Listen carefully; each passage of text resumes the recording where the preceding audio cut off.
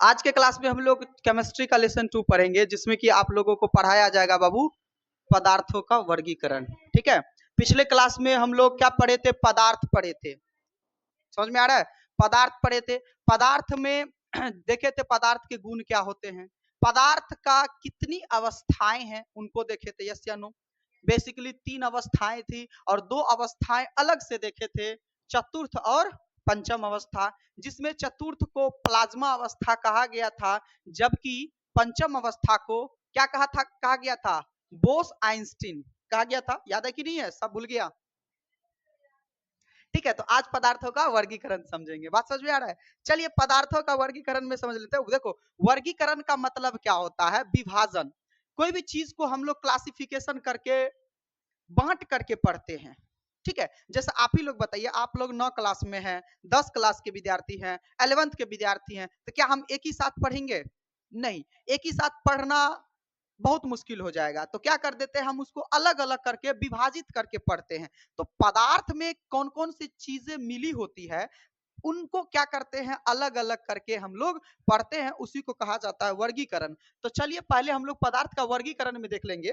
ठीक है, तो पदार्थ को बाबू 2 भागों में वर्गीकृत किया जा सकता है। एक तो बच्चा लोग भौतिक वर्गीकरण, जो कि हम लोग पिछले क्लास में पढ़े हैं, और इस क्लास में, इस चैप्टर में हम लोग रासायनिक वर्गीकरण को समझेंगे। राइट? किसको? रासायनिक वर्गीकरण को। क्लियर है? तो पहले यहां पर समझ लेते हैं। पदार्थों के रासायनिक संरचना के आधार पर पदार्थों को 3 वर्गों में विभाजित किया गया है। कौन कौन बच्चा लोग? तत्व, यौगिक और मिश्रण। इन तीनों चीजों को समझना है इस चैप्टर में, और आपका चैप्टर क्या हो जाएगा? कंप्लीट हो जाएगा। बात समझ में आ रहा है? आपका चैप्टर क्या हो जाएगा? कंप्लीट हो जाएगा। मात्र 3 चीजें ही समझना है। यही 3 चीजें मिलकर के ही तो पदार्थ होते हैं। तो तत्व क्या होता है, समझ में आ गया? इसके बाद हम लोग समझेंगे यौगिक क्या होता है और मिश्रण क्या होता है। 3 चीजें हैं, समझ में आ गया? एलिमेंट, कंपाउंड, इंग्लिश वाले पढ़े होंगे element, compound, mixture. Right? Chemistry में पढ़े हैं ना? वही चीज है, और ज्यादा कुछ विशेष नहीं है। चलिए पहले पदार्थ का वर्गीकरण समझ लेते हैं। तो पदार्थ को 2 भागों में वर्गीकृत किया गया है, एक तो भौतिक और एक तो रासायनिक। बस समझ में आ रहा है? भौतिक और रासायनिक। तो भौतिक अवस्था हम लोग पिछले क्लास में पढ़े थे, जिसमें ठोस, द्रव और गैस था। ठोस, द्रव और गैस देखेंगे हम लोग। रासायनिक वर्गीकरण देखेंगे। कौन सा देखेंगे? रासायनिक वर्गीकरण, यानी रासायनिक आधार पर जो है पदार्थों को कितने भागों में बांटा गया है ना? पदार्थ का वर्गीकरण किस तरह से किया गया है। तो रासायनिक वर्गीकरण में बाबू एक तो पहला बच्चा लोग आता है शुद्ध पदार्थ। शुद्ध पदार्थ, शुद्ध पदार्थ में आ जाएगा आपका कौन सा बच्चा लोग? तो तत्व आ जाएगा, यौगिक आ जाएगा। क्या आ जाएगा? तत्व और क्या आ जाएगा? यौगिक आ जाएगा। ठीक है, तत्व में हम लोग पढ़ेंगे धातु, अधातु और उपधातु को पढ़ने वाले हैं। इसके बाद मिश्रण में समांग मिश्रण और विषमांग मिश्रण पढ़ेंगे। क्या पढ़ेंगे? समांग और विषमांग। बस इतना ही पढ़ना है और इस चैप्टर का कहानी क्या हो जाएगा? खत्म हो जाएगा। बात समझ में आ रहा है? तो चलिए पहला हम लोग, आज तो चूंकि हम लोग रासायनिक वर्गीकरण पढ़ेंगे, तो रासायनिक वर्गीकरण में हम लोग क्या पढ़ने वाले हैं? पहले तत्व को देखेंगे। किसको? क्योंकि आपको पता है शुद्ध और मिश्रण में पहला क्या आता है? तत्व आता है। तो इनको समझने का कोशिश करेंगे कि तत्व क्या होता है बच्चा लोग। ठीक है, तत्व क्या होता है, बस समझ में आ रहा है? क्या कहता है कि तत्व पदार्थ का एक शुद्ध और सरलतम द्रव्य है। तत्व जो होता है पदार्थ का शुद्ध और सरलतम रूप होता है या द्रव्य होता है, जिसमें क्या होता है बच्चा लोग? कहता है कि जो कि किसी भी भौतिक या रासायनिक विधि द्वारा 2 या 2 से अधिक पदार्थों में उसको विभक्त किया जाएगा, नहीं किया जा सकता है। तो सीधा सा याद रखिएगा, तत्व क्या होता है?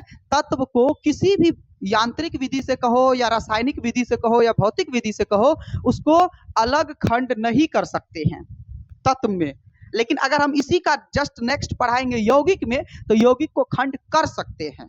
ठीक है, तत्व को खंड नहीं कर सकते, यानी तत्व को अलग नहीं कर सकते हैं। तत्व को क्या कर सकते हैं? अलग नहीं कर सकते। बात समझ में आ रहा है? जैसे हाइड्रोजन बाबू, जैसे क्या होता है? हाइड्रोजन हो गया। ठीक है, हाइड्रोजन में H ही होता है। अब H को आप अलग ही नहीं कर पाओगे। अगर हम जल की बात करेंगे बच्चा लोग, H2O, जल, जल एक मिश्रण है ना? यौगिक भी कह सकते हो। क्यों? क्योंकि देखिए जल में हाइड्रोजन और ऑक्सीजन मिला है ना बच्चा लोग। बात समझ में आ रहा है? कौन है बाहर में? आ जाइए।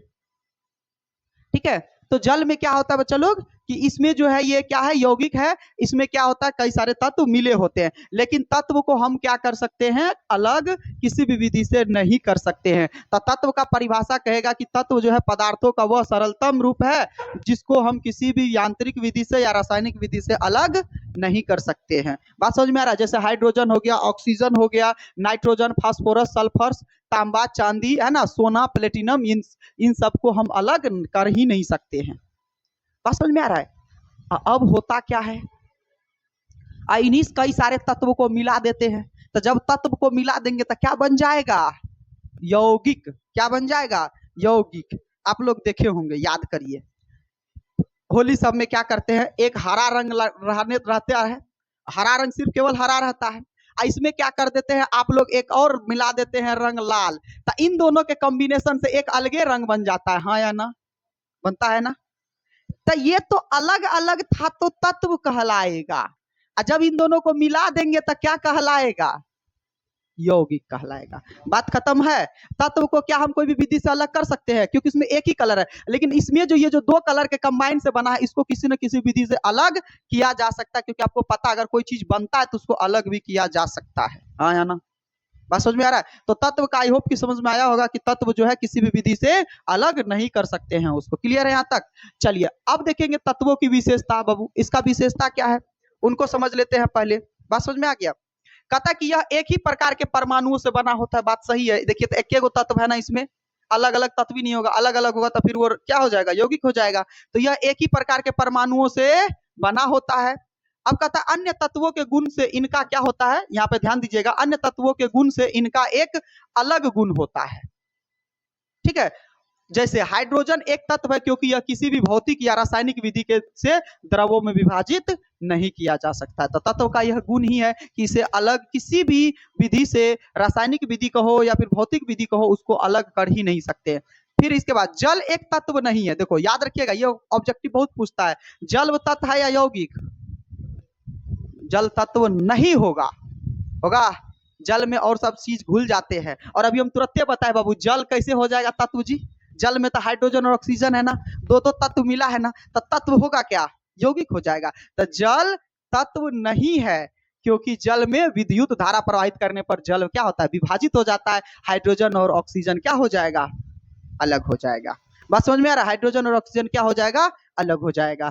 फिर कहता है कि अब तक 111 तत्व का खोज हो चुका है। कहता है जिसमें से कि बाबू 93 तत्व जो है हमारे नेचुरल में यानी प्रकृति में पाए गए हैं, और जो बाकी जो शेष तत्व है उसको क्या किया गया है, बनाया गया है, हम लोग के द्वारा बनाया जाता है। बात समझ में आ रहा है? तो अब तक 93 तत्व जो है प्राकृतिक रूप में पाए गए हैं, और जो शेष है उसको बनाया गया है। और टोटल कितना तत्व का खोज हो चुका है, 111 तत्वों का खोज हो चुका है। क्या किसी को कोई दिक्कत यहाँ तक में? चलिए, तो तत्व की विशेषताओं को समझ गए हम लोग। क्लियर है?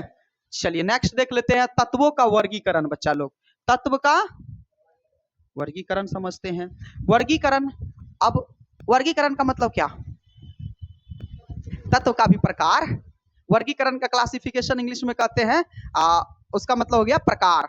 विभाजित कितने भागों में कर सकते हैं, तो तत्व को भी अलग अलग भागों में हम लोग बांट करके पढ़ेंगे, और फिर एक बार फिर तत्व का निचोड़ निकाल लेंगे, तत्व होता क्या है। बस समझ में आ रहा है? तो सीधी सीधी से याद रखिएगा ना, तत्व जो है केवल एक ही परमाणुओं का बना होता है, इसे किसी भी विधि से अलग नहीं कर सकते हैं। बात समझ में आ रहा है? इतना ही काफी है तत्व के बारे में, इतना ही 2 पॉइंट आपको याद रखना है, इसी से आप सारा एग्जाम में लिख पाइएगा, इसी से ऑब्जेक्टिव भी आपका क्लियर हो जाएगा। समझ में आ गया? ज्यादा कुछ विशेष ध्यान में रखना नहीं, सिर्फ पॉइंट याद रखना है कि कैसे डील करना है एग्जाम में, किस तरह से लिखना है। बात समझ में आ रहा है?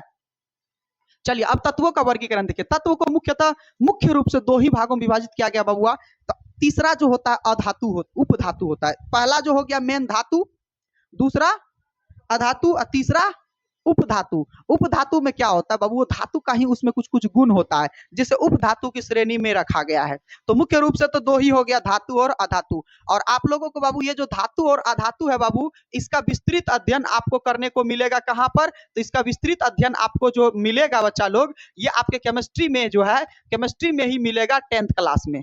कहाँ पे मिलेगा, 10th क्लास में। धातु और अधातु चैप्टरे है, समझ में आ गया। धातु और अधातु वहां पर इसका अध्याय ही है, वहां पर अच्छे से डील करेंगे कि धातु क्या होता है बाबू, धातु का गुण क्या होता है। फिर भी यहाँ भी अभी शॉर्टकट तरीके से समझाने का कोशिश किए हैं, ठीक है। वहां पर फिर बेहतरीन तरीके से आप समझिएगा कि धातु का भौतिक गुण क्या होता है। कोई धातु को हम लोग देख रहे हैं बाबू, ये धातु लोहा धातु है, इसमें देखिए ये ठोसपन होता है, कड़कपन होता है, इसको पीटने पर ये आवाज देता है। अधातु को पीटने पर आवाज देगा, वो टूट जाता है। धातु को क्या करते हैं हम लोग, उसे पीट पीट कर एक तार के रूप में विभाजित कर सकते हैं। जैसे सोना, सोना जो है बाबू सबसे ज्यादा उसमें तन्यता का गुण होता है, उसे सबसे ज्यादा लंबा किया जा सकता है। आप लोग देखेंगे धातु को पीट पीट कर चदरा का रूप दिया जाता है, धातु का ये गुण होता है। तो ये सब पढ़ोगे आप लोग 10th क्लास में अच्छे से, भौतिक गुण और उसका रासायनिक गुण में। अभी फिलहाल हम लोगों को यहाँ पर शॉर्टकट तरीके से धातु क्या होता है बस समझना है।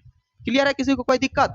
तो तत्व का कितने भाग है बाबू, 3 भाग है, धातु, अधातु और उपधातु। मुख्य रूप से कितने हैं, 2 हैं। तो यहाँ पर लिख दिए हैं मुख्यतः, विसर्ग होना चाहिए। मुख्यतः 2 प्रकार के होते हैं बच्चा लोग, धातु और अधातु। अब तीसरी श्रेणी भी होती है जिसे हम लोग क्या कहते हैं, उपधातु कहते हैं। इसके बारे में भी मेंशन हम कर दिए हैं, ठीक है। तीसरी श्रेणी भी होता है उपधातु। क्लियर है, धातु, अधातु और उपधातु। चलिए पहले धातु को समझ लेते हैं, धातु के गुण को समझ लेते हैं। क्या होता है धातु का गुण, क्या होता है धातु किसे कहते हैं, ठीक है। बस समझ में आ रहा है? तो देखिए बच्चा लोग, धातु क्या होता है कि धातु में एक विशेष प्रकार की चमक होती है जिसे धातुई चमक कहते हैं। धात्विक चमक या धातुई चमक, आप धातुई भी लिख सकते हो, कोई दिक्कत नहीं है, ठीक है। जैसे धातुई चमक होते हैं, जैसे देखिएगा सोना चमकता है ना जी, चांदी चमकता है, तो धातु में एक विशेष प्रकार की चमक होती है। अच्छा ठीक है, देखिए आप एक बात बताइए, ये जो विशेषता है ना, इस विशेषता से आप क्वेश्चन आंसर कर सकते हो। अगर कहेगा कि धातु क्या है, धातु वह वस्तु है जिसमें चमक होती है, धातु में तन्यता का गुण पाया जाता है। जब इसी को कहेगा विशेषता लिखने के लिए, तो धातु के निम्नलिखित विशेषता है, एक एक करके पॉइंट छाप दो। विशेषता से परिभाषा बना लो, परिभाषा को काट छाट करके विशेषता बना दो, अंतर बना दो। करने के लिए सीखना होगा ना, हम लोग आगे देखते हैं। फिर इसके बाद कहता है कि यह उष्मा और विद्युत की क्या होता है बच्चा लोग, सुचालक होगा। या उष्मा और विद्युत का आप लोगों को पता है, जो धातु होता है, जैसे लोहा हो गया है ना, लोहा हो गया, तांबा हो गया, एल्युमिनियम हो गया, ये सब क्या है बच्चा लोग, धातु है। तो ये देखिएगा ये क्या करता है, विद्युत का क्या होता है बच्चा लोग, सुचालक होता है, यानी इलेक्ट्रिसिटी क्या करता है, फ्लो करता है, हीट का भी फ्लो करेगा। आप लोहा को एक जगह एक सिरा पे गरमाइए, दूसरा सिरा ऑटोमेटिकली गर्म हो जाता है। यही कारण है कि आप लोग जो बर्तन यूज करते हो ना घर में, छलनी डब्बू जो भी कहते हो, उसको डालने रख देते हो बर्तन में, तो उसका देखिएगा इधर वाला सिरा भी गर्म हो जाता है, होता है ना। सबसे ज्यादा जब वो क्या करते हैं, दाल में जो फोरन डालने वक्त जो हम लोग पकाते हैं तब गर्म होता है, पता है ना। कौन कौन प्रयोग किए हो, चलो लड़कियां लोग जानती होगी, तुम लोग नहीं जानते होगे ये क्या बोल रहे हैं सर, जान रहे हो? हाँ चलिए समझ में आ रहा है। तो चलिए आगे देखते हैं। कहता है यह ठोस अवस्था, यह क्या होता है बच्चा लोग, ठोस अवस्था में होता है। क्या होता है ठोस, धातु किस में होगा, हमेशा ठोस में होगा। धातु किस में होगा, ठोस में होगा। और यह तन्य होता है, तन्य का मतलब होता है बाबू खींच करके लंबा तार बनाया जा सकता है, खींच करके सबसे लंबा तार बनाया जा सकता है। तो आप लोग याद रखिएगा, सोना एक ऐसा धातु है जिसको सबसे ज्यादा खींचा जा सकता है, यानी वो सबसे ज्यादा तन्य होते हैं। कभी कभी ऑब्जेक्टिव में पूछ लेता है कि कौन से धातु सबसे ज्यादा तन्य होता है, तो याद रखिएगा सोना। यही कारण है, देखिएगा थोड़ा सा सोना है ना, उसका एक मल्ला बन जाता है आप लोगों का, है ना। वो बहुत पतला पतला माला को उसको जो है ना तन्य करके, यानी जो आगे खींच करके उसका माला बना दिया जाता है। समझ में आ गया, सोना का। बाकी और कोई धातु का नहीं बनता उतना। लोहा तो टूट ही जाएगा, लोहा तो बहुत उसमें तन्यता के गुण होता है, लेकिन सोना सबसे ज्यादा तन्य होता है। बात समझ में आ रहा है। चलिए इसके बाद कहता है अधिकांश धातु कमरे के ताप पर ठोस अवस्था में रहता है, यानी जो धातुएं रहती है बाबू वो हमेशा किसमें रहेगा, ठोस अवस्था में, कमरे का तापमान। अभी देखिए हमारा रूम है ना, रूम टेम्परेचर कितना, 43 डिग्री 45 डिग्री से कम थोड़ी ना होगा अभी रूम टेम्परेचर। सोचिए इतना गर्मी में भी ठोस रहता है, पिघलता नहीं है। लोहा पिघलेगा, सोना पिघल जाएगा, नहीं पिघलेगा। लेकिन बच्चा लोग यहाँ पर ध्यान दीजिएगा, क्या होता है कि ये जो है कमरे के ताप पर ठोस अवस्था में होता है। अब लेकिन पारा जो होता है बाबू, Hg, ये क्या होता है बच्चा लोग, Hg, ये बाबू धातु है बाबू, पारा धातु है। पारा आप लोग को हम दिखा देते हैं कहाँ पर होता है। आप लोग डॉक्टरी थर्मामीटर देखे हैं, है ना, जिसमें वो आजकल डिजिटल वाला नहीं, वो एक क्या होता है उसको बाबू, लंबा टाइप का जो होता है, शीशा वाला, है ना, जिसको ऐसे करके मुंह में डाल देता है, रख ले रहो, ठीक है, शरीर में लगा देता है। तो उसमें क्या होता है बच्चा लोग, पारा भरा होता है। उसमें जो लिक्विड टाइप का होता है वो क्या होता है, पारा भरा होता है। वो भी क्या होता है बच्चा लोग, धातु होता है। वो क्या होता है, धातु होता है, याद रखिएगा। लेकिन उसको अपवाद कहते हैं, क्योंकि धातु हमेशा किसमें रहता है, ठोस अवस्था में। लेकिन पारा देखिए तो ये लिक्विड अवस्था में रहता है, हाँ या ना। कभी देखे हैं जो थर्मामीटर लाता तो उसका जम गया होता है, नहीं ना, ठोस रहेगा अंदर में। ठोस रहेगा तो पता चलेगा जहां तक है वो वहीं तक है, बुखार का टेम्परेचर उठेगा ही नहीं, उठेगा। लेकिन वही क्या था, धातु जो पारा होता है जितना गर्म होता है वो धीरे धीरे ऊपर उठ जाता है। तब डॉक्टर देख लेता है 98 डिग्री है कि 99 डिग्री है। बात समझ में आ गया। तो पारा जो है बाबू कौन सा है, अपवाद है। धातु होते हुए भी ये किस अवस्था में रहता है, द्रव्य अवस्था में, याद रहेगा। अगर आपको पूछेगा कि वह कौन सा धातु है जो धातु होते हुए भी द्रव अवस्था में रहता है, तो क्या कहना होगा, पारा। ठीक है, किसी को कोई दिक्कत, Hg कहना होगा। चलिए आगे देख लेते हैं। फिर कहता है जो कमरे के ताप पर द्रव के रूप में पाया जाता है। चलिए तो बता दिए, सोडियम, पोटेशियम, जस्ता, सोना, तांबा, लोहा, एल्युमिनियम, है ना, निकेल, ये सब जितना भी है बच्चा लोग, ये सब किसका एग्जाम्पल है, धातु का एग्जाम्पल है। किसी को कोई दिक्कत, आप इस इतना पॉइंट से आप परिभाषा भी लिख सकते हैं, धातु क्या होता है, विशेषण भी लिख, विशेषता भी लिख सकते हैं। ठीक है इसका। और इसके बाद जो है अगर आपको कहेगा कि अंतर बताइए, तो धातु और अधातु में इसी पॉइंट को छाप दीजिएगा, अंतर भी आपका हो जाएगा। ठीक है, किसी को कोई दिक्कत। चलिए धातु के गुण क्लियर है यहाँ पर। चलिए नेक्स्ट समझते हैं बच्चा लोग, अब अधातु समझते हैं। किसका गुण समझेंगे हम लोग, अधातु का गुण समझेंगे। ठीक है, अधातु अब क्या होता है, तो जस्ट इसका उल्टा, धातु का उल्टा ही ना हो जाएगा अधातु। अधातु ठोस होगा क्या, नहीं होगा, अधातु ठोस नहीं होगा। लेकिन अपवाद है हीरा, हीरा देख रहे हैं बच्चा लोग, हीरा अधातु है। लेकिन दुनिया का सबसे कठोर पदार्थ, कठोर मतलब बुझ रहे हो, कभी नहीं टूटेगा। हथौड़ा मार दो हीरा नहीं टूटेगा, हथौड़ा से पीट पीट दो हीरा नहीं टूटेगा। लेकिन ये क्या है, अधातु है। बस समझ में आ रहा है, हीरा अपवाद में है। तो आपको पूछेगा कि वह कौन सा अधातु है जो कठोर होता है, याद रखिएगा हीरा। हाँ, अपवाद आयोडीन भी है, ये इसमें चमक होता है बच्चा लोग, ये चमक पे अपवाद लिखे हैं। ठीक है, तो इनमें कोई चमक होगा क्या, विशेष करके नहीं होगा। लेकिन आयोडीन जो होता है, हम लोग जो नमक खाते हैं वो चमकीला होता है, तो वो धातु नहीं है बच्चा लोग, ये क्या है, अधातु है। ये अपवाद है जो कि ये क्या होता है, चमकीला होता है। ठीक है, अब कहता है उष्मा और विद्युत का क्या होगा, कुचालक होगा। उष्मा और विद्युत का क्या होगा बच्चा लोग, कुचालक। यानी ये विद्युत का और उष्मा का क्या करेगा, फ्लो नहीं करेगा। बात समझ में आ रहा है। जैसे एक बात बताइए, ऑक्सीजन हमारा अधातु है, ऑक्सीजन में अगर विद्युत अगर फ्लो होता तो ऑक्सीजन के माध्यम से हमारे नाक में घुस जाता विद्युत, नहीं घुसता है। अभी देख रहे हो वो जो तार ऊपर में जा रहा होता है 11,000 का, वो तो नंगे है, उसमें कोई कवर है, कवर नहीं तो ऑक्सीजन तो वहां भी है, हवा में ऑक्सीजन है। अगर ऑक्सीजन अगर सोचो कि विद्युत को ट्रांसफर कर देता तो क्या हाल होता। जैसे अभी मान के चलिए ये हमारा धातु है बच्चा लोग, ये मान के चलो ये धातु है, ठीक है, यहाँ पर तार में फ्लो हो रहा है, तो सटाएंगे तो इसके माध्यम से हमारे हाथ में आ जाएगा। अगर ये धातु तो विद्युत का क्या कर रहा है, चालन कर रहा है, एक जगह से दूसरे जगह ट्रांसफर करने का काम कर रहा है। अगर उसी तरह से जो अधातु है, अधातु में आपका तो पता ऑक्सीजन आता है, ऑक्सीजन अगर विद्युत का चालन करता तो हवा के ही माध्यम से हम लोग को करंट मार देता है, बिजली बनता ही नहीं। तब बिजली बनाया जाता, बिजली का खोज ही नहीं होता। समझ में आ गया।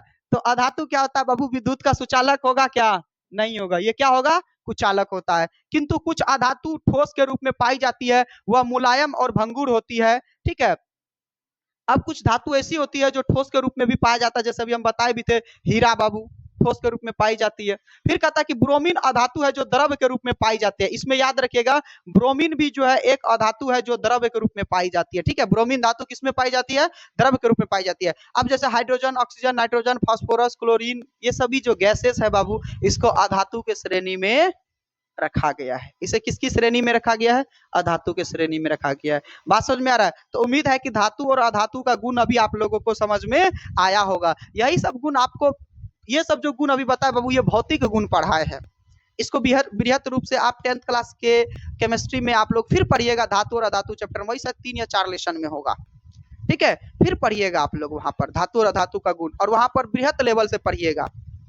समझ में आ रहा है? तो अभी यहाँ पर सिर्फ संक्षिप्त परिचय था। किसी को कोई दिक्कत धातु और अधातु में? अगर आपको अंतर कहेगा बाबू तो धातु का अलग लिख दीजिए, अधातु का अलग लिख दीजिए। अगर कहेगा धातु की विशेषता तो विशेषता लिख दीजिए। अब विशेषता से परिभाषा बना सकते हैं।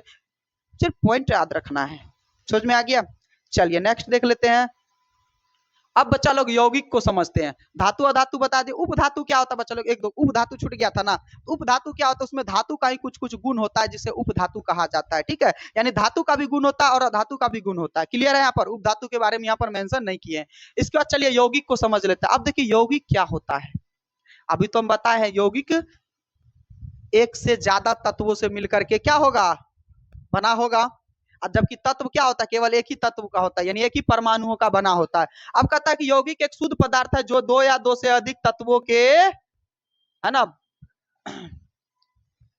भार होगा यहाँ पर, सॉरी भर लिखा हुआ है, भार, भार के विचार से एक निश्चित अनुपातों में रासायनिक सहयोग के फलस्वरूप क्या बनता है बाबू? ये बनाया जाता है। तो सीधा याद रखिएगा यौगिक क्या होता है?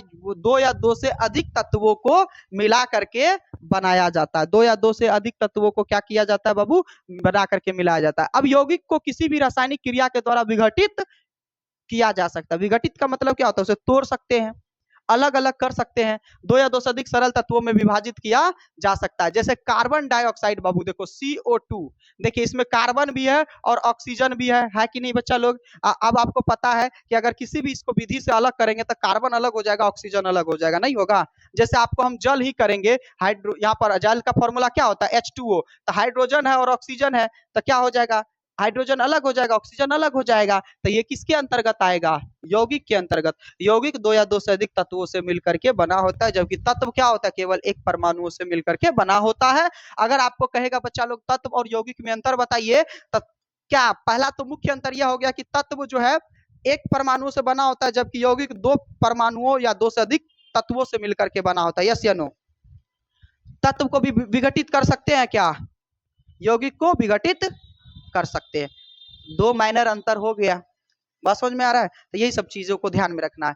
क्लियर है? अब देखिए यौगिक के प्रमुख गुणों को समझते हैं। आखिर इसका गुण क्या है ना, विशेषता क्या होता है बच्चा लोग? अब कहता है कि यौगिक के तत्वों को किसी भी यांत्रिक या भौतिक विधि द्वारा अलग नहीं किया जा सकता है। जरा इस पॉइंट को ध्यान दोगे।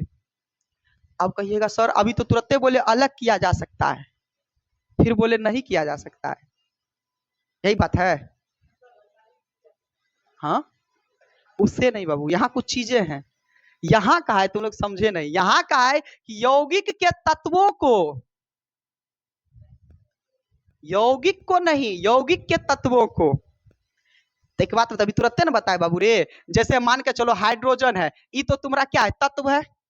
ऑक्सीजन है, ये क्या है? तत्व है। जब इसको मिला देंगे तो क्या बनेगा बच्चा लोग?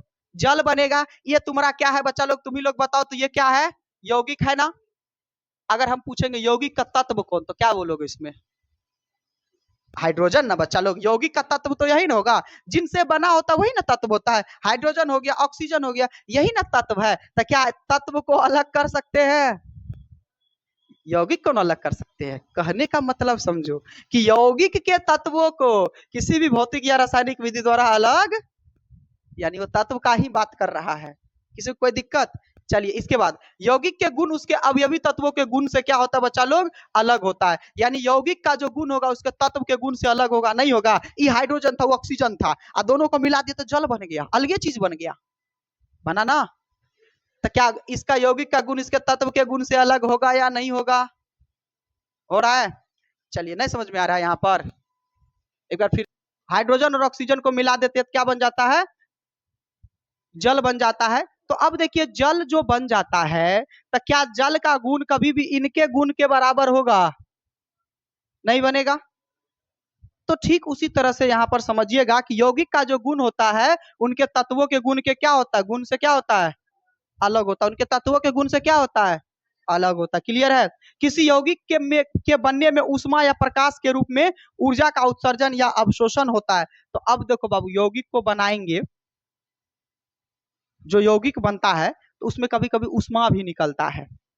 ठीक है, कभी कभी कोई कोई ऐसा पदार्थ को मिला देते हैं तो आप लोग देखिएगा आग निकलने लगता है, गर्म निकलने लगता है, तो ऊष्मा का उत्सर्जन या फिर अवशोषण भी होता है, याद रखिएगा। यौगिक में उसके अवयवी तत्वों के भार के विचार से एक निश्चित अनुपात में रहता है। यानी यौगिक में जो तत्व रहता है यौगिक में जो तत्व रहता है एक निश्चित अनुपात में रहेगा, ना कोई ज्यादा ना कोई कम, ठीक है, एक निश्चित अनुपात में रहता है। क्लियर है यहाँ पर? आप कहता है यौगिक के द्रव्यमान है ना और क्वथनांक क्या होता है बच्चा लोग? निश्चित होता है। इसका जो द्रव्यमानक होता है और क्वथनांक होता है क्या होगा? फिक्स्ड होगा। क्लियर है? बदलता नहीं है। इसके बाद यौगिक एक समान पदार्थ है, अर्थात यौगिक के संगठन और गुण क्या होता है? सर्वदा एक समान होता है। तो यौगिक का जो गुण और संगठन होता है वो बदलता नहीं है, क्योंकि बाबू क्या होता है? समान अनुपात में हम तत्व को मिलाते हैं, तो इसका गुण भी क्या होता है? एक समान होता है। बात समझ में आ रहा है? तो ये था आपका बच्चा लोग यौगिक, और यौगिक का जो है परिभाषा आप लोग यहाँ से लिख सकते हैं। इसका गुण पूछेगा तो गुण लिख सकते हैं, ठीक है। अब इसके बाद यौगिक में देखेंगे कि आगे इस यौगिक का कौन कौन सा प्रकार है। फिर इसके बाद मिश्रण को पढ़ेंगे, मिश्रण में समांग मिश्रण, विषमांग मिश्रण पढ़ना है। इसके बाद कहानी क्या हो जाएगा? कंप्लीट हो जाएगा। और यौगिक का प्रकार थोड़ा यहाँ पर गड़बड़ सा दिख रहा है, लेकिन समझ में आ जाएगा, हम बोल देते हैं, ठीक है, आप लोग कवर कर लीजिएगा। क्या कहता है कि तत्व जो है एक ही प्रकार के परमाणु से बना होता है, ये बात सच है। जबकि यौगिक क्या हो जाएगा? एक से अधिक प्रकार के तत्वों से बना होता है। यस या नो? पहला अंतर परिभाषा से ही लिए है। फिर इसके बाद कहता है कि तत्व के यौगिकों को, ठीक है ना, ये तत्व को भौतिक अथवा रासायनिक अभिक्रियाओं के द्वारा विभाजित कर सकते हैं क्या? नहीं किया जा सकता, इसे विभाजित नहीं किया जा सकता है। जबकि इसको क्या कर सकते हैं? अलग अलग रूपों में तोड़ सकते हैं, विभाजित कर सकते हैं। बस सीधी सी बात है। आप इसको शॉर्ट भी कर सकते हैं कि इसे अलग अलग रूपों में विभाजित नहीं किया जा सकता है, जबकि इसे अलग अलग रूपों में विभाजित किया जा सकता है। आप लोग अपना से भी आंसर बना करके लिख सकते हैं, कोई दिक्कत नहीं है यहाँ पर, ठीक है। अब कहता है कि तत्व के गुण धर्म उसके परमाणुओं के कारण होता है। वो जो तत्व जो होता है उसका जो गुण होता है उसके अंदर परमाणुओं का कारण होता है, ठीक है। क्योंकि आपको पता है तत्व परमाणु से ही बना होता है, और जो परमाणु का गुण होगा वही किसका गुण होगा? तत्व का गुण होगा। बात समझ में आ रहा है? जबकि कहता है कि यौगिकों के गुण धर्म उसके अणुओं के कारण होता है। किसके कारण होता है? अणुओं के कारण या तत्वों के कारण होता है। बात समझ में आ गया? चलिए इसके बाद अगला देख लेते हैं। कुछ तत्व जो है परमाणुओं के रूप में पाए जाते हैं, जैसे तांबा, जैसे क्या हो गया? तांबा, लोहा, चांदी, सोना, ये सभी किसके किस में पाए जाते हैं बाबू? अणुओं के रूप में पाए जाते हैं। और जबकि कहता है कि यौगिक सदैव अणुओं के रूप में पाए जाते हैं। बात समझ में आ रहा है? यौगिक सदैव अणुओं के रूप में पाए जाते हैं, जैसे नमक, नौसादार, ये जो पढ़ाए थे आप लोगों को, है ना, नौसादार देखो दिख रहा है यहाँ पर, तो ये कपूर का ही श्रेणी में आता है। तो ये सब हो गया इत्यादि। तो आप लोगों को 3 से 4 पॉइंट यहाँ से याद रख लेना है, नहीं तो आप लोग अपना बुक से भी जो हम परिभाषा दिए हैं वहां से भी देख सकते हो, कोई तरह का दिक्कत नहीं होगा। तत्व और यौगिक में मेन बात आप लोगों को याद क्या रखना है बच्चा लोग? तत्व एक्चुअल में है क्या, ठीक है, और यौगिक क्या होता है। इसी पे आप यहाँ पर सारा बातें बना सकते हो। किसी को कोई दिक्कत यहाँ पर में? चलिए आगे बढ़ा जाए। पीछे समझ में आ गया? तेरा दोस्त कहाँ रह गया रे? बहुत जाता आजकल। चलिए तो बच्चा लोग हम अभी तक में क्या पढ़ चुके हैं? तत्व पढ़ चुके हैं। इसके बाद क्या पढ़ चुके हैं? यौगिक पढ़ चुके हैं। अगला जो हमारा होने वाला है, क्या होने वाला है? मिश्रण यानी मिक्सचर, है ना, यानी मिक्सचर। आप लोग भोज में मिक्सचर वाला सब्जी खाए होंगे, ठीक है। हाँ, सारे चीज एक ही में मिला होता है। और अगर उस सब्जी को देखोगे तो आलू अलग, बंधा अलग, मटर अलग, पनीर अलग कर सकते हैं। तो मिक्सचर का गुण क्या होगा कि अब देखिए आप लोग, ऐसा नहीं है कि मिक्सचर में जो है जितना आलू डालते तो उतना और भी क्या आइटम को डालना जरूरी होता है? नहीं, मिक्सचर का मतलब होता है कोई अलग अलग मात्रा में हम उसको मिला करके एक निश्चित रूप दे सकते हैं, हाँ या ना? जबकि हम उसको अलग भी कर सकते हैं। जैसे हम एक एग्जांपल बताते हैं, जैसे अगर हम कहेंगे कि बालू और नमक का मिश्रण, मिश्रण है भाई, बालू मिला दिया, नमक मिला दिया, मिश्रण हो गया। तो मिश्रण का मतलब होता है मिला हुआ। तो ज्यादा कुछ नहीं है मिश्रण में, बस आप लोगों को समझना है। यहाँ पर कहता है कि वह पदार्थ जो 2 या 2 से अधिक तत्वों या यौगिकों को किसी भी अनुपात में, किसी भी अनुपात में, देखो क्या कह रहा है बच्चा लोग, किसी भी अनुपात में, क्या कह रहा है? कोई भी अनुपात में, यानी इसमें कोई फिक्स नहीं होगा कि हमको बालू इतना डालना है, मिश्रण इतना डालना है। आप लोग मिक्सचर सब्जी बनाते हैं तो क्या ऐसा फिक्स है इसको इतना ही डालना है? नहीं ना। बस उसी कॉन्सेप्ट पे यहाँ पर बैठा लीजिए कि मिश्रण में किसी भी अनुपात में कोई भी चीज को डालना जरूरी भी नहीं होता है, ठीक है। और उनको जब आपस में मिला देते हैं तो इसी को क्या कहते हैं बच्चा लोग? मिश्रण कहते हैं। बात समझ में आ रहा है? तो एक बार फिर से, मिश्रण जो है बच्चा लोग तत्व या यौगिकों का मिश्रण होता है, जिसे अनुपात, बराबर अनुपात से कोई मतलब नहीं है, होगा बराबर अनुपात से, तुम किसी भी अनुपात में इसको मिला सकते हो, उसी को कहते हैं मिश्रण, है ना। इसके अवयवों को सरल या यांत्रिक विधि के द्वारा भी हम अलग कर सकते हैं। इसको यानी हम अलग अलग कर सकते हैं। जैसे कि एग्जांपल बताते हैं बच्चा लोग। अच्छा एक बात बताइए, अगर हम ठीक है चीनी और पानी को मिला देंगे, मिश्रण होगा। क्या पानी 1 लीटर है तो 1 केजी चीनी भी डालते हैं? कोई जरूरी नहीं है, समान अनुपात में नहीं है, बहुत मीठा हो जाएगा तो थोड़ा सा चीनी डाल देते हैं और मिला देते हैं, मिल जाता है, उसी को कहते हैं मिक्सचर यानी मिश्रण। ठीक है। अच्छा एक बात बताइए, क्या मिश्रण को हम वहाँ पानी से चीनी को अलग कर सकते हैं? कर सकते हैं बच्चा लोग। चीनी अलग हो सकता है, ठीक है। पानी क्योंकि आपको पता है पानी भाप बन के ऊपर चला जाएगा। जैसे नमक और पानी के मिश्रण को आप डालते हो तो नमक नीचे ही बैठ जाता है, पानी वाष्प बन के उड़ जाता है ना, तो अलग हो गया ना। तो आप लोगों को इसी चैप्टर में पढ़ाया जाएगा, अलग अलग विधि होता है, ठीक है। विधि का भी मेंशन करेंगे, ठीक है। तो मिश्रण क्या होता है बाबू? 2 या 2 से अधिक तत्वों या यौगिकों के आपस में किसी भी अनुपात में मिला देने से बनता है। परिभाषा याद हो गया? ऐसे किसी भी यांत्रिक या सरल विधि के द्वारा हम अलग कर सकते हैं, किसी को कोई दिक्कत? जैसे देखिए यह नाइट्रोजन, ऑक्सीजन, कार्बन डाइऑक्साइड तथा जल वाष्प आदि का मिश्रण होता है। यहाँ पर कुछ मिसिंग है बाबू, यहाँ पर क्या हो जाएगा? अच्छा यहाँ पर है वायु। क्या हो गया? जैसे हम हवा का बात करते हैं, जैसे हम हवा का बात करेंगे बच्चा लोग, तो हवा किसका किसका मिश्रण है? तो आप लोगों को पता है सर हवा में क्या क्या मिला होता है? तो नाइट्रोजन, ऑक्सीजन, कार्बन डाइऑक्साइड, 3-4 प्रकार का और भी कई सारे गैस मिले होते हैं, जिसमें कि आप लोगों को पता होगा कि सर नाइट्रोजन जो होता है कितना परसेंट होता है? बच्चा लोग बताइए तो। कहिएगा सर 78%। सबसे ज्यादा नाइट्रोजन होता है हमारे किसमें? हवा में। इसके बाद ऑक्सीजन की मात्रा बच्चा लोग 21% होता है, बाकी कार्बन डाइऑक्साइड का मात्रा 0.4% समथिंग इसी के आसपास होता है। ये याद रखना बाबू, हवा में किसका मात्रा कितनी होती है, ठीक है।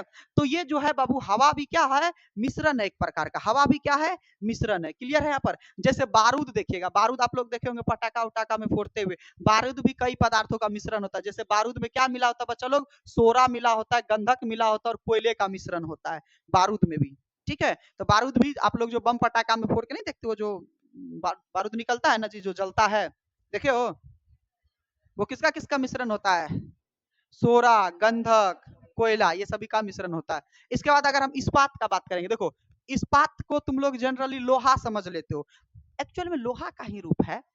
देखो एक होता है लोहा, ठीक है।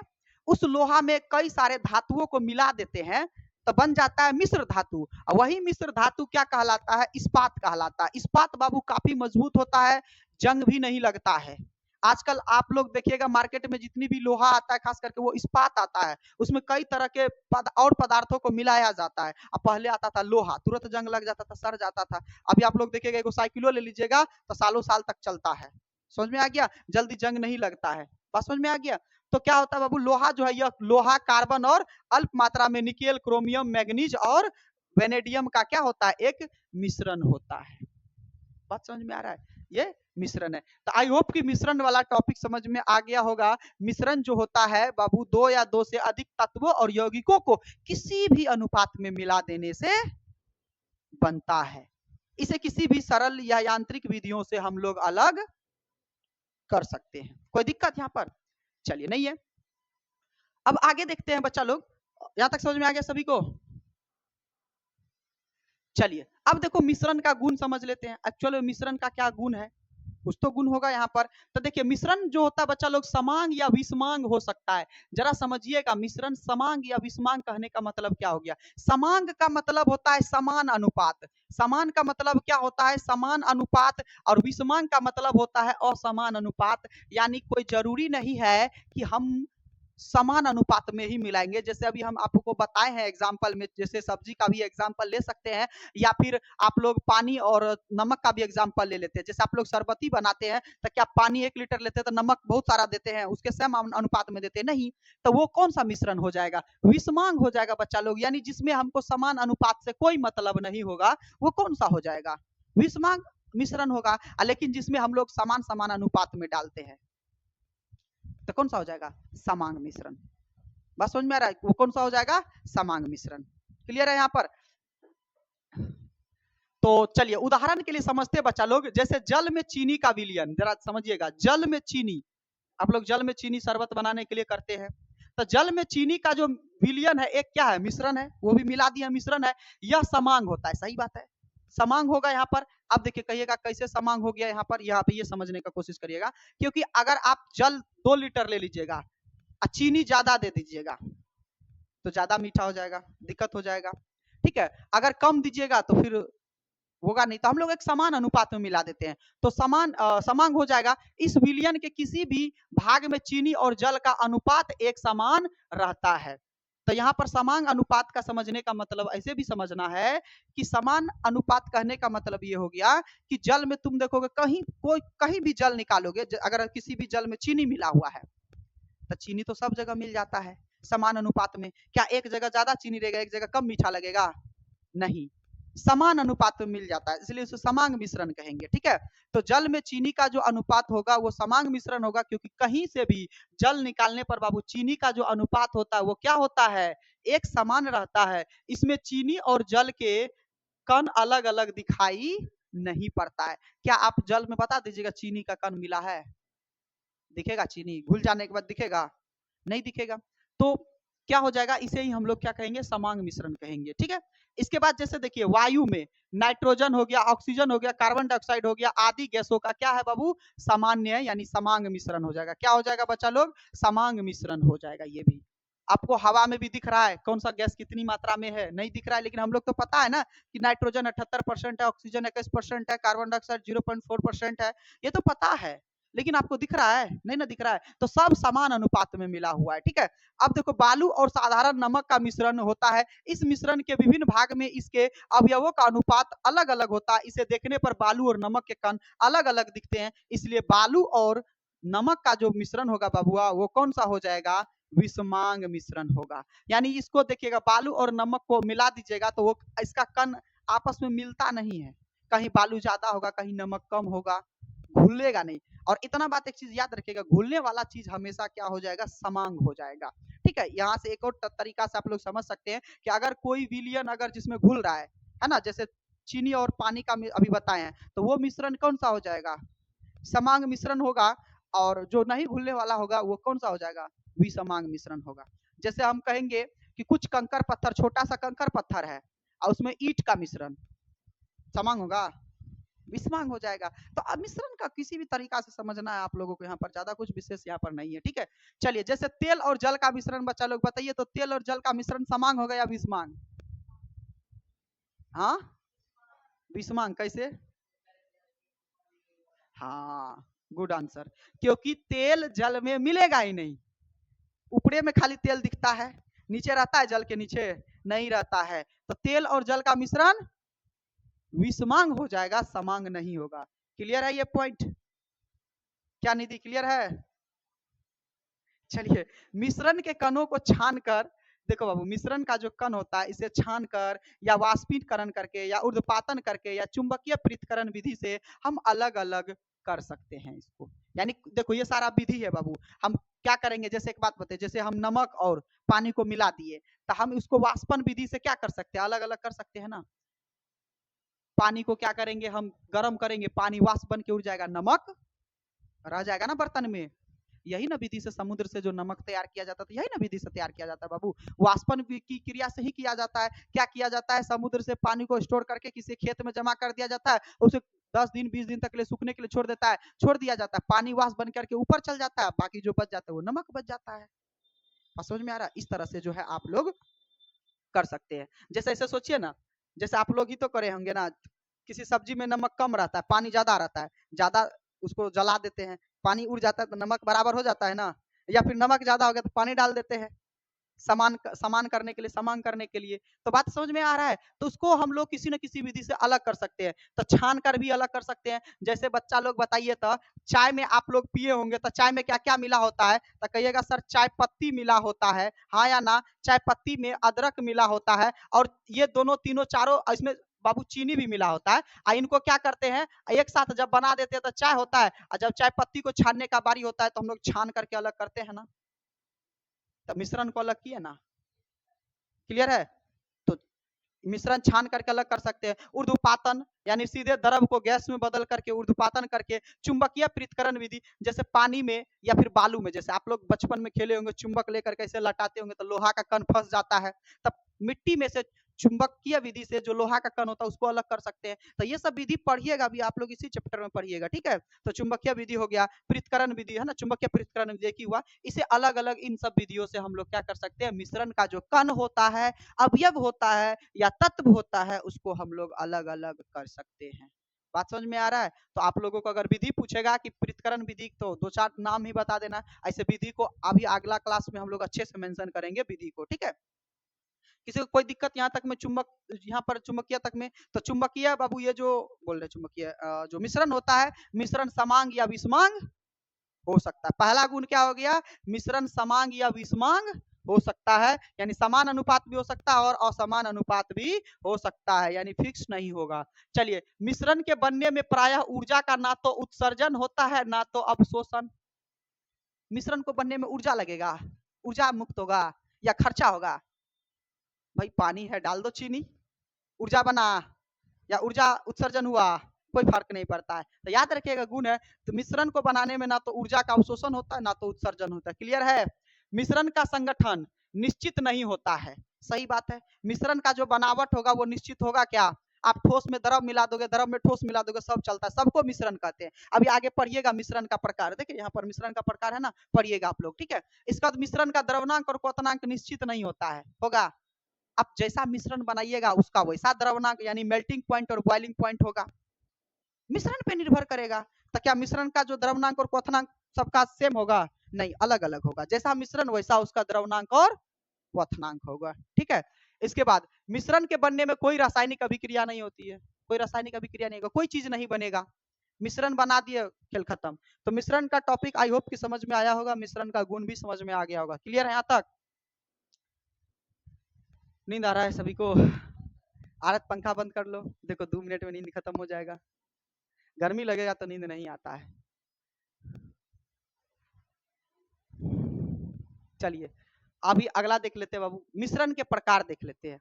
क्या देख लेते हैं बच्चा लोग? मिश्रण के प्रकार, है ना। अब देखो मिश्रण कई प्रकार का होता है, देखिए एक लाइन में हम देखो बहुत शॉर्ट करके बनाए, परिभाषा खुद से बनाइएगा, ठीक है। परिभाषा अगर आपको 2-4 लाइन लिखना होगा तो देखिएगा हम कैसे बताते हैं, कैसे डील करिएगा एग्जाम में, वो समझ लीजिए। या फिर आप लोग फेयर करते वक्त आपको जो ये मिलेगा, फेयर करते वक्त भी आप लोग अपना कॉपी में लिख सकते हैं, हम यहाँ ज्यादा चीज नहीं लिखे हैं। जैसे देखिए बच्चा लोग, ठोस ठोस का मिश्रण, देखिए यहाँ पर डैश होना चाहिए, आप लोग दे दीजिएगा, ठीक है। ठोस ठोस का मिश्रण, तो ठोस और ठोस कहने का मतलब क्या हो गया, ठोस पदार्थ में ठोस पदार्थ को मिलाए, जैसे बालू और चीनी का मिश्रण, बालू और गिट्टी का मिश्रण ठोस ठोस है। उदाहरण के लिए बाबू, बालू और चीनी का मिश्रण, खत्म। चीनी भी ठोस रूप में रहता है ना, अब पानी मिलाएगा तभी ना द्रव में हो जाएगा, घुल जाएगा। बालू मिलेगा तो घुलेगा नहीं, घुलेगा। तो ठोस ठोस का मिश्रण में क्या, जब ठोस पदार्थ में ठोस पदार्थ को मिलाया जाता है तो वैसा मिश्रण ठोस ठोस मिश्रण कहलाएगा। एग्जाम्पल के लिए बालू और चीनी का मिश्रण। क्या अपने से परिभाषा नहीं बना सकते हैं, 2 लाइन नहीं लिख सकते हैं? हाँ, बालू, जी हाँ बिल्कुल, बालू और पानी का मिश्रण। तो ठोस द्रव का मिश्रण आगे पढ़ाएंगे, देखो ठोस द्रव का मिश्रण यहाँ पर है ना, तो ठोस द्रव का मिश्रण क्या पढ़ेंगे, तो ठोस द्रव का मिश्रण, तो यानी ठोस में यदि द्रव को मिलाएंगे या द्रव को ठोस में मिलाएंगे तो उसे क्या कहते हैं, ठोस द्रव का मिश्रण कहते हैं, ठीक है। जैसे उदाहरण के लिए बच्चा लोग देखो, नमक और जल का मिश्रण, नमक ठोस हो गया, जल क्या हो गया, द्रव हो गया, तो ठोस द्रव का मिश्रण। क्लियर। अब देखो ठोस और गैस का मिश्रण, तो जब ठोस पदार्थ में गैसों को मिलाया जाएगा तो ठोस और गैस का मिश्रण होगा। जैसे मिट्टी और वायु का मिश्रण, कहेगा सर मिट्टी और हवा का मिश्रण कैसे हुआ, तो आपको बता दे बच्चा लोग, जो मिट्टी का कण होता है, हमारे जमीन के अंदर भी आप लोग देखे होंगे कीड़े मकोड़े होते हैं, सूक्ष्म जीव हैं, और उसको भी सांस का जरूरी होता है। तो हवा है इसका मतलब तभी तो वो सांस ले रहे हैं। मिट्टी ठोस, गैस मिला ना जी, तो ठोस और गैस का मिश्रण, तो जैसे हवा, मिट्टी और वायु का मिश्रण, याद रहेगा। अगला द्रव्य, ये इसके बाद क्या है, द्रव्य और गैस का मिश्रण, द्रव्य और गैस का मिश्रण, तो जैसे हो गया बाबू ऑक्सीजन आदि गैसों को जल के संपर्क में लाया जाता है, तब इन गैसों को है ना, अल्प मात्रा में जल में घुल करके मिश्रण बनाता है। आप लोगों को पता है, क्या पता है, जो पानी होता है उसमें ऑक्सीजन की मात्रा होती है, होती है तब ना अंदर में पेड़ पौधा है रे। आप लोग को पता है समुद्र में पेड़ पौधा होता है कि नहीं होता है, जलीय पौधा, जलीय पौधा आपको पता है, पेड़ पौधा ऑक्सीजन रिलीज करेगा, यस या नो। अब पानी में ऑक्सीजन रिलीज करेगा तो क्या हवा में आएगा, पानी में ऑक्सीजन रहेगा, इसका मतलब पानी में गैस है। हाँ, पाइप नहीं, देखो जलीय जीव भी तो है। अब आपको पता है जलीय जीव को ऑक्सीजन की जरूरत होगी कि नहीं होगी, तो वो भी अपना ऑक्सीजन वहीं से प्राप्त होता है। तो जल में जो ऑक्सीजन होता है वो घुलनशील अवस्था में रहता है, घुली हुई अवस्था में रहता है। जल में भी ऑक्सीजन है बाबू, हवा तो हर जगह है। बात समझ में आ रहा है, किसी को कोई दिक्कत? चलिए, गैस गैस का मिश्रण, अब गैस गैस का मिश्रण हो गया बच्चा लोग। जैसे उदाहरण के लिए वायु जो है, हवा, कई सारे गैसों का मिश्रण है, नाइट्रोजन, कार्बन डाइऑक्साइड, आर्गन, है ना, ये सभी गैसों का मिश्रण है। तो गैस गैस का मिश्रण, तो बच्चा लोग अभी के क्लास में हम लोग फिर एक बार देखो, द्रव्य द्रव का मिश्रण, द्रव्य द्रव का मिश्रण, यानी द्रव को द्रव में मिलाएंगे तो जो तैयार होता है मिश्रण, उसे द्रव द्रव का मिश्रण कहेंगे। जैसे देखिए जल और अल्कोहल का मिश्रण, आप लोग देखिएगा शराबी आदमी को बोतल रहेगा, ग्लास में देखोगे बहुत कम निकालता है, ग्लास नहीं है, थोड़ा सा निकालेगा ग्लास में, ढार देगा, और ऊपर से उसमें क्या मिलाता है? पानी मिलाता है। देखे होंगे, मूवी में नहीं देखे होंगे तो रियलिटी में देखे होंगे कहीं, या नहीं भी देखे होंगे, आई डोंट नो, लेकिन ऐसे ही करता है ना, मिलाता है तब उसको घटोस जाता है। तो कौन सा मिश्रण तैयार किया? वो द्रव द्रव का मिश्रण तैयार किया। बात समझ में आ रहा है? उसको पता नहीं है कि साइंस का यहाँ पर एक मिश्रण का प्रकार है वो द्रव द्रव का मिश्रण, बट उसको पता है। ठीक है, चलिए, तो आज बच्चा लोग हम 6 का 6 जो है आपको मिश्रण का प्रकार पढ़ाए हैं। अगर आपको कहेगा कि मिश्रण का प्रकारों को बताइए तो क्या नहीं बताया जा सकता, तो अपनों से इसे याद हो जाएगा। अब परिभाषा इसलिए हम काट दिए, डायरेक्ट एग्जाम्पल बताए हैं, परिभाषा खुद से लिख लोगे ना। कोशिश करिएगा आप लोग जब नोट्स बनाइएगा तो 1 से 2 लाइन लिख दीजिएगा, जैसे हम किसी का भी बताते हैं। जैसे हम ठोस, ये द्रव्य और गैस का ही मिश्रण है, तो लिखेगा वैसा मिश्रण जिसमें द्रव्य पदार्थों में गैस को मिलाया जाता है, तब इस प्रकार से बने मिश्रण को क्या कहेंगे? द्रव्य गैस का मिश्रण कहेंगे। एग्जाम्पल में तो आपको छाप लेना ही यहाँ से है, नहीं हो जाएगा? परिभाषा आपका गलत नहीं होता, थ्योरी में हम बता रहे हैं बाबू, आप अपना भाषा बना सकते हैं, कोई दिक्कत नहीं होगा, थ्योरी में कभी गलत नहीं होता है। बात समझ में आ रहा है? थ्योरी गलत नहीं होगा, आपका कहने का मतलब वो होना चाहिए बस। आप किसी भी भाषा में लिख लो, और एग्जाम में तो कहता ही है, ऊपर में एक मेन लाइन में कहेगा कि विद्यार्थी अपने शब्दों में लिखिए, कहता है ना, कहता है कि किताब की भाषा में जवाब दीजिए, नहीं, आप अपना शब्दों में बयां कीजिए, किस तरह से उसको तोड़ करके लिख सकते हैं, बेहतर होता है। तो बातें समझ में आ रहा है? चलिए, तो आई होप कि यहाँ तक मिश्रण के प्रकार में सभी को समझ में आया होगा। क्या सभी को क्लियर है यहाँ तक? मिश्रण और यौगिक में भी अंतर पूछता है, तो मिश्रण पढ़ा दिए बच्चा लोग, यौगिक को पहले से पढ़ लेते हैं हम लोग, तो मिश्रण और यौगिक में अंतर समझते हैं। देखिए यहाँ पर एक टॉपिक दिया है, वायु एक मिश्रण है, यौगिक नहीं, क्योंकि बाबू यौगिक 2 तत्वों से बनता है, मिश्रण में तत्व का जरूरी होगा, कुछ भी मिला दो, तो वायु मिश्रण होगा ना कि यौगिक। ये क्वेश्चन पूछता ऑब्जेक्टिव में कि वायु क्या है, मिश्रण या यौगिक या तत्व। तो समझ में आ गया क्या भरना है?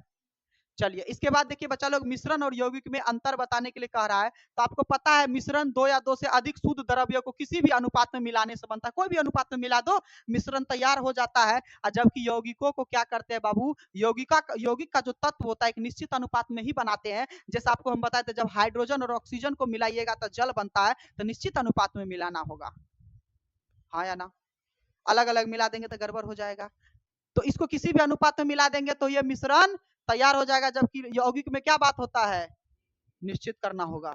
अब देखिए कहता है कि इसमें क्या कहता है जी, अवयवी द्रव्यों के गुण धर्म विद्यमान रहते हैं, यानी इसमें जो द्रव्य बनता है, इसका जो मिश्रण जो तैयार होता है, उसका जो गुण धर्म होगा, जैसे मान के चले मिश्रण में अगर हम बालू मिलाए, नमक मिलाए, तो बालू का अलग गुण धर्म होगा, नमक का अलग गुण धर्म होगा, और वो गुण धर्म इसमें विद्यमान रहेगा, यानी इसमें मिला हुआ रहेगा। जबकि इसमें कहता है कि इसके गुण धर्म तत्वों के गुण धर्म से भिन्न होता है, नहीं होगा। आपको हम बताए थे ना, हाइड्रोजन बजुआ क्या है, गैस है, ऑक्सीजन भी गैस है, मिला दीजिएगा जल बना, क्या जल का गुण तत्व के गुण से सेम होगा? यानी इसका जो गुण धर्म होगा तत्वों के गुण धर्म से अलग होगा। ये तो पढ़ाई है यौगिक में, हाँ या ना?